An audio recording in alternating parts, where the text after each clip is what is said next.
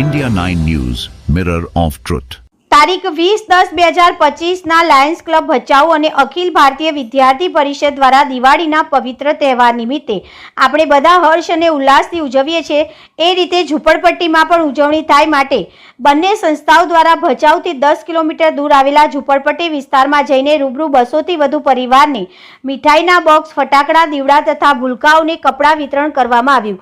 દિવાળીના તહેવારમાં પણ સંસ્થાના આગેવાનો ખાસ ઉપસ્થિત રહીને વિતરણ કરવામાં આવ્યું, જેમાં લાયન્સ પ્રમુખ Dharmendrabhai Parmar, project chairman જયેન્દ્રભાઈ Shah, Lions Jitubhai Joshi, secretary યુધિષ્ઠભાઈ Maheshwari સાથે અખિલ ભારતીય વિદ્યાર્થી પરિષદમાંથી સુરેશભાઈ ભોરિયાણી, નરેશભાઈ મહારાજ, વિજયભાઈ જોશી, શીતલબેન નંદુ, છાયાબેન ઠાકોર વગેરે કાર્યકર્તાઓ ઉપસ્થિત રહ્યા હતા. ઝૂંપડપટ્ટી વિસ્તારની અંદર નાના ભૂલકાઓમાં ખૂબ જ આનંદ અને ઉલ્લાસ જોવા મળ્યો હતો. આ પવિત્ર તહેવાર આપણે જે રીતે ઉજવીએ છીએ એ જ રીતે આપણે એમને પણ નવજીવન વિકલાંગ સેવા આશ્રમ સંસ્થા દ્વારા દીવડાનું પણ વિતરણ કરવામાં આવ્યું હતું.